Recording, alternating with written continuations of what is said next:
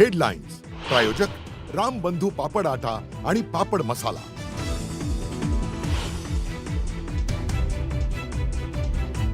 राज्यसभेच्या जागेसाठी महाविकास आघाडीमध्ये हालचालींना वेग। काँग्रेसचे नेते सतेज पाटलांनी घेतली उद्धव ठाकरेंची भेट। जयंत पाटील आणि शशिकांत शिंदेही मातोश्रीवर जाणार। अजित पवारांच्या अपघात प्रकरणी विमान कंपनीच्या रोहित सिंगची पायलट म्हणून चौकशी। विमानाचा 5,000 3,000 तासांचा रेकॉर्ड उपलब्ध नसल्याची रोहित पवारांची माहिती। राष्ट्रवादी काँग्रेसकडून पार्थ पवार राज्यसभेवर जाणार। सोमवारी झालेल्या कोर कमिटीच्या बैठकीमध्ये पार्थ पवारांच्या नावावर शिक्कामोर्तब। वरिष्ठ सूत्रांची न्यूज 18 मराठीला माहिती।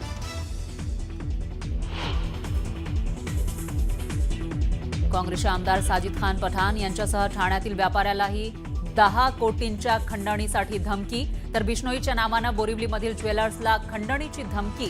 बाबा सिद्दीकीप्रमाणे हत्या करण्याचा इशारा।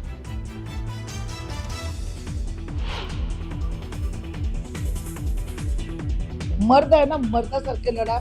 मी एक महिला आहे, काम करणारी महिला आहे। मंदा म्हात्रेंचं गणेश नाईकांना थेट आव्हान। महत्वाकांक्षी प्रकल्प अडवत असल्याचा गंभीर आरोप।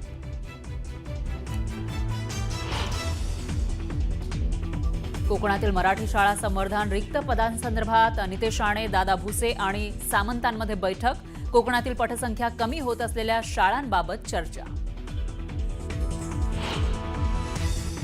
मुंबई पालिकेच्या शिक्षण खात्याच्या अर्थसंकल्पात यंदा वाढ होण्याची शक्यता। यंदाचा अर्थसंकल्प 4200 कोटी रुपयांपर्यंत जाणार।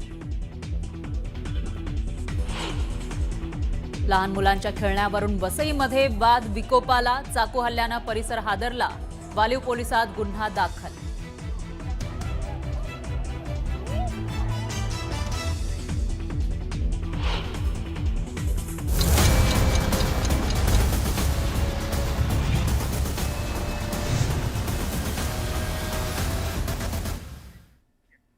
नमस्कार, मी फराह खान। तुम्ही बघताय महाराष्ट्राचा number 1 Marathi news channel news 18 Marathi, आवाज महाराष्ट्राचा। आणि प्राईम टाइम बुलेटिन मध्ये पुढच्या तासाभरात आज दिवसभरातल्या सर्व महत्त्वाच्या घडामोडी आपण बघणार आहोत। सुरुवातीला एक मोठी बातमी आपल्याकडे आहे। अजित पवारांच्या अपघातानंतर पहिली कारवाई करण्यात आलेली आहे। डीजीसीएनं व्हीएसआर कंपनीवर कारवाई केली आहे। लिअरजेट 4045 मॉडेलच्या उड्डाणावर बंदी घातलेली आहे। ऑडिटमध्ये विमानांच्या देखभालीमध्ये चुका आढळल्यानंतर ही कारवाई केल्याची माहिती समोर येते आहे। आणि यावर प्रतिक्रिया देण्यासाठी अमोल मिटकरी राष्ट्रवादीचे आपल्यासोबत जोडले गेले आहेत। मिटकरीजी, डीजीसीएवर पहिली कारवाई मागच्या महिन्यामध्ये 28 तारखेला अपघात झाला होता। आता ही कारवाई होतीये, तुमची काय प्रतिक्रिया? याला चोर उलट शिरजोर असं म्हणता येईल, कारण डीजीसीएनी कारवाई प्रस्तावित केलेली आहे व्हीएसआर कंपनीवर। त्याला डीजीसीए पण जबाबदार आहे ना, त्याचं मरण त्यांनी व्हीएसआर वर लोटू नये। आणि राज्याचे उपमुख्यमंत्री ज्यांच्या विमान अपघातानंतर अद्यापही महाराष्ट्र हळहळतोय, आता 1 महिना होतोय। एका महिन्यानंतर तुम्ही 1 महिना होत असताना तुम्ही अहवाल देताय, म्हणजे इतके दिवस का झोपा काढलाय का? आम्ही सुरुवातपासून म्हणतोय, मी आणि महाराष्ट्रातले अनेक लोक म्हणतात की दादांना नादुरुस्त विमान व्हीएसआर कंपनीने पुरवलं। अनेक ठिकाणी अनेकांनी तो कयास लावला होता। आज त्याच्यावर डीजीसीएने शिक्कामोर्तब केलंय। डीजीसीएने व्हीएसआर कंपनीच्या प्रत्येक पायलटचे 50-50 कोटीचे विमे उतरवले होते। हे पण आम्ही स्पष्टपणे छाती ठोकपणे सांगतोय, अशी चर्चा आमच्या कानावर होती। सुसाईड बॉम्बर म्हणून त्या कपूरला पाठवलं होतं का? या सगळ्या गोष्टीचं निराकरण केलं पाहिजे। आता ते डीजीसीएने हे तर कबूल केलं की विमान नादुरुस्त दिलं होतं। आता तुम्ही काय त्याच्यावर बंदी आणताय? अजितदादा नावाचा माणूस तर गेला ना महाराष्ट्रामधला, तो कसा परत आणणार डीजीसीए? त्यामुळे डीजीसीए सुद्धा तितकी दोषी आहे। व्हीएसआर कंपनीवर नुसतं एफआयआर करून चालणार नाही किंवा व्हीएसआर कंपनीला दोष देऊन चालणार नाही। डीजीसीएची ही जबाबदारी होती आणि ती त्यांनी जर जबाबदारी त्यांच्यावर लोटली असेल तर याला भामटेपणा म्हणतात। आणि या भामटेपणाला आम्ही भीक घालणार नाही। डीजीसीएवर सुद्धा कारवाई झाली पाहिजे, डीजीसीएवर सुद्धा एफआयआर झाला पाहिजे, अशी मागणी आम्ही रेटून धरणार म्हणजे धरणार। मिटकरीजी, तुम्ही सुरुवातीपासूनच मागणी करत होतात कंपनीवर कारवाई करावी किंवा वेगवेगळ्या शंका तुम्ही उपस्थित करत आहात। आता ही जी तुमची मागणी आहे डीजीसीएवर कारवाई झाली पाहिजे, याच्यासाठी पुढे तुम्ही काय करणार आहात?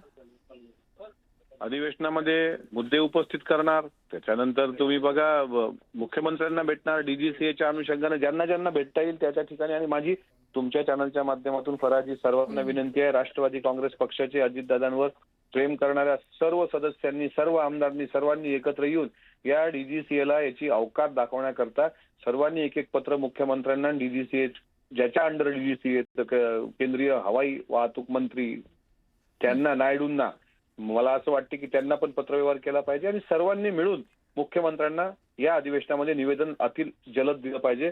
ह्या पद्धतीने आपण सर्वांनी पुढे गेलं पाहिजे. नाहीतर महाराष्ट्राची जनता ही डीजीसीएच्या मालकासह डीजीसीए कंपनी जिथे जिथे दुकानं असतील ना, हे जाळून खाक करून टाकतील. कारण आता उद्रेक व्हायला वेळ लागणार नाही. आतापर्यंत महाराष्ट्र शांत आहे, पण ही घटना जर आली असेल आणि हे जर लोक नालायकपणे व्हीएसआर कंपनीचा दोष देऊन आपलं पाप लपवत असतील तर महाराष्ट्र या डीजीसीएचे ऑफिस फोडल्याशिवाय राहणार नाही. आमची भूमिका तुम्हाला दिसतीलच.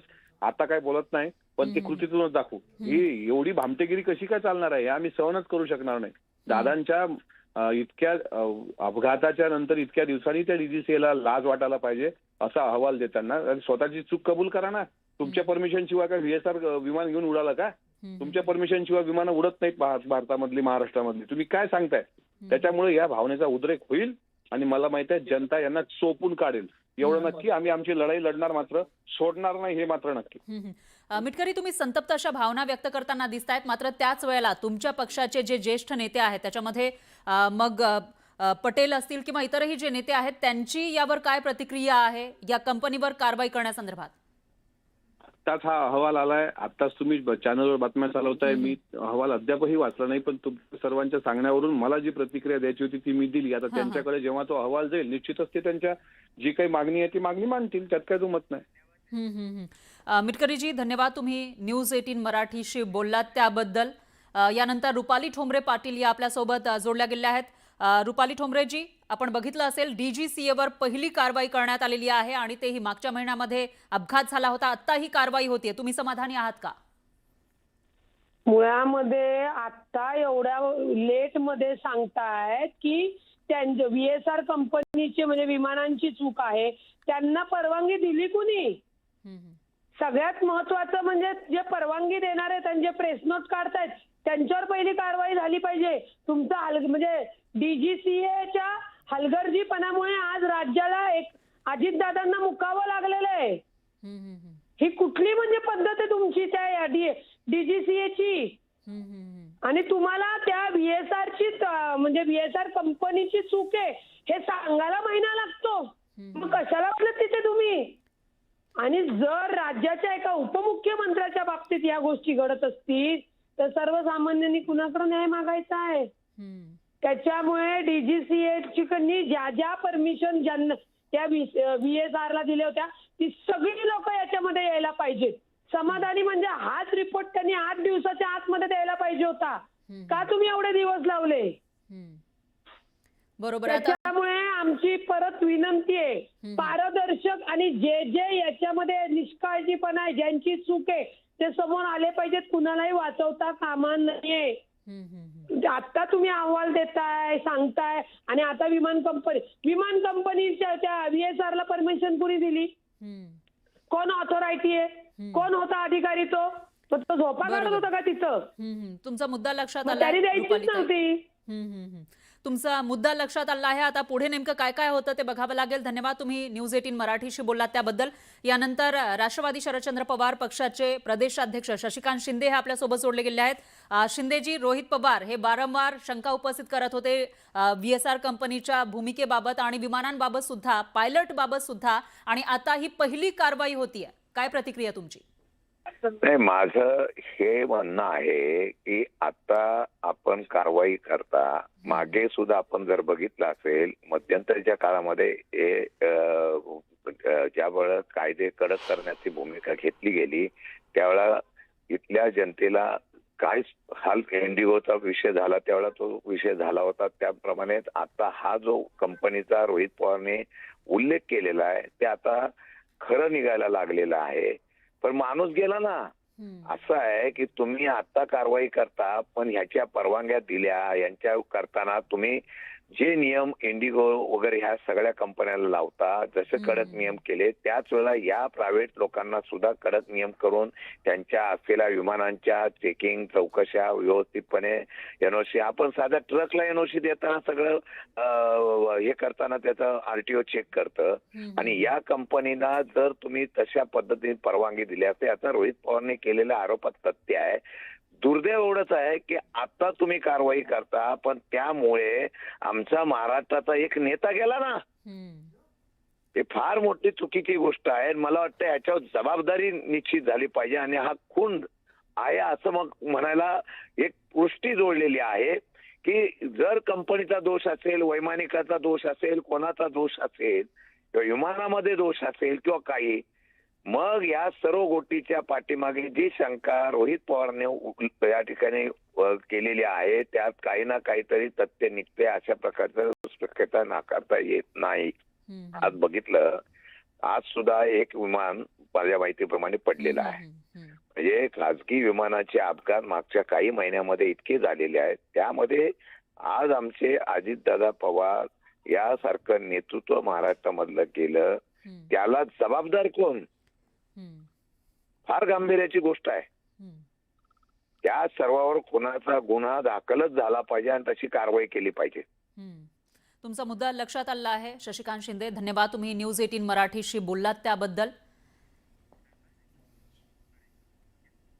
डीजीसीए कडून पहिली कारवाई करण्यात आली आहे VSR कंपनीवर. मात्र आता डीजीसीए वर सुद्धा कारवाई झाली पाहिजे, कारण डीजीसीए सुद्धा या परवानग्यांसाठी जबाबदार आहे असं कुठेतरी राष्ट्रवादीचे नेते म्हणतायत. त्यामुळे पुढे नेमकं काय काय होणार, आणखी कोणावर कारवाई होते ते बघावं लागेल. यानंतर पाहूयात पुढची बातमी राजकीय वर्तुळातून. भाजपचे नेते किरीट सोमय्या हे मालेगावात आले, त्यामुळे मालेगावात काही काळ तणावाचं वातावरण होतं. सोमय्या येणार म्हणून मालेगावात मोठा पोलीस बंदोबस्त ठेवण्यात आला होता. सोमय्यांनी बांगलादेशी घुसखोरांच्या मुद्द्यावरून जोरदार हल्लाबोल केला. मालेगावच्या अधिकाऱ्यांनी बोगस दाखले शोधून काढल्याबद्दल त्यांचे कौतुक केलं पाहिजे असं सांगतानाच मालेगाव अतिरेक्यांचं केंद्र झालेलं आहे असं सोमय्या म्हणाले. बोगस बांगलादेशींचा अड्डा झालाय असा आरोप सुद्धा त्यांनी केला. मालेगाव हे अतिरेक्यांचं एक केंद्र झालेलं आहे. मालेगाव हे बांगलादेशीचा आश्रयस्थान झालेलं आहे. महाराष्ट्रात सगळ्यात जास्त बोगस जन्म प्रमाणपत्र मालेगावला देण्यात आले. एवढ्या लोकांना, सुमारे 1100 लोकांना अटक झाली, जामिनावर सोडलं. तर देशाच्या सुरक्षेच्या दृष्टीने कोणी कोणी निवडून आलं बांगलादेशीच्या मतांच्या आधारावर, तर त्यामुळे देशाच्या सुरक्षेची समझोता होणार नाही. मालेगावची शांतता कशी भंग होईल यासाठी ते वारंवार प्रयत्न करत आहेत. आणि जर मालेगाव शहर हे आतंकवाद्यांचा अड्डा आहे तर मग केंद्रीय गृहमंत्री, राज्याचे गृहमंत्री हे काय झोपले आहेत का? मैं किरीट सोमय्या का निषेध करता हूं और आज मैं आह्वान करता हूं किरीट सोमय्या को कि मालेगांव की महापौर, उप महापौर और महिला सदस्यों से तू डर गया। तू महिला से डरने वाला व्यक्ति है। अगर तू हिम्मत तेरे में होती तो मालेगांव महानगर पालिका के अंदर जाके बताना था, आज समझ बन जाती थी। शर्म आना चाहिए।